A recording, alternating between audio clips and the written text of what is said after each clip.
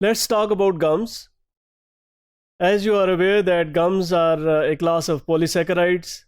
They are complex molecules found in nature. They are they come from different sources, mostly plant sources of gums are there. There are a large variety of these gums which are available, and their qualities depend upon the source. They can be also derived from other places, maybe from seaweeds, or they can come from bacteria as well. And they have got plenty of food applications in the food industry. They are defined as a material that can be dispersed in water, and they change the viscosity of the solution. And that is one of the very fundamental property for which gums have got wider applications, because in many times in many food applications we want to change the viscosity of food, and that viscosity of food actually determines the flow properties, the textures, the mouthfeel, the overall sensorial appeal of any food products. So that is one of the reason, other than a lot of other technical reasons, that these gums have got wider applications in food systems. So as I said, they are, most of the gums are naturally present, but then there are again some gums that come from bacterial sources as well. Gums can be a large number of different gums. Some of the examples are gum arabic or agar, which are very routinely used. There are synthetic gums as well. They are technically vinyl polymers. They are all synthetic, and they have got again applications in food as well. Similarly, there are many of the gums are cellulose derivatives as well. They can be modified. They can be synthetic gums as well, produced by cellulose, and having applications in food industry or other industries as well.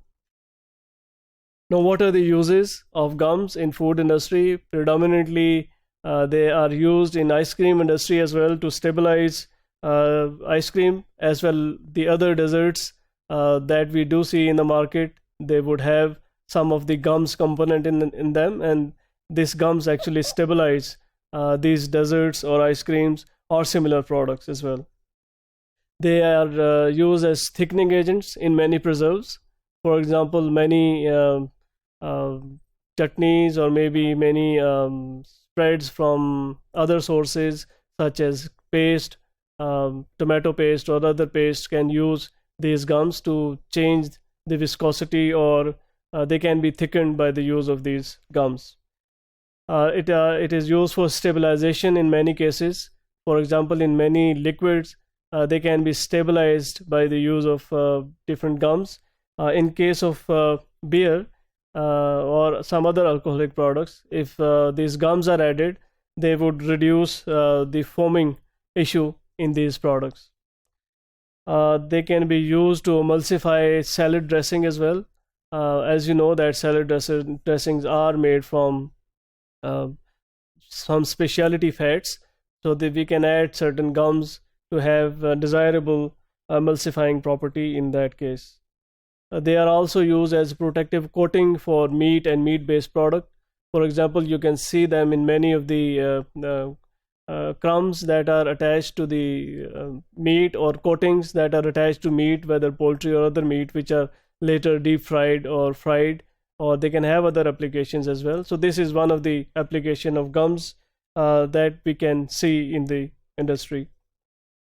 They would give body to the food. That would mean it would increase its volume, as I said, and the appearance as well, the sensory appearance or the visual effects are changed by addition of these gums into food. Especially in case of chocolate, we do add certain gums, ice creams and desserts, so they would prevent the settling of additives, because it would change the viscosity of the product in a way that the particles can get equally distributed overall and not settle down, or they do not come on top. So this is one of the applications.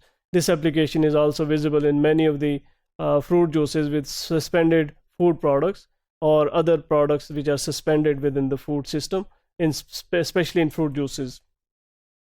They can also be used to avoid formation of ice crystal. in frozen foods or frozen desserts. So if you use gums, there are lesser chance that there will be a sharper ice crystal form that can disrupt the structure later. So the large ice crystal can be prevented rather by adding gums. Certain food having with low calorie food, they can be also use different gums, because these gums would give body to the food, so it would have more fulfilling appeal and they could have more satiety value, but it would not give many calories. So this is one of the reasons that we can increase the body of the food. So apparently bulk of food can be increased, but gums would not be adding up to the calories of the food. So low calorie food can be formed. So functional foods and other functional food can also add these properties of gums in their formulations. Similarly, or in the salad dressing, the oil can be changed with these gums, because it can replace oil, because oil would have high calorific value and gums would have similar appearance and mouthfeel when they are consumed. So we can make certain solutions of gum, and that can add as a salad dressing rather than heavy oil, which would otherwise would have high calorific value. And the texture and taste, as I said, it would remain normal, and the calories would be lower.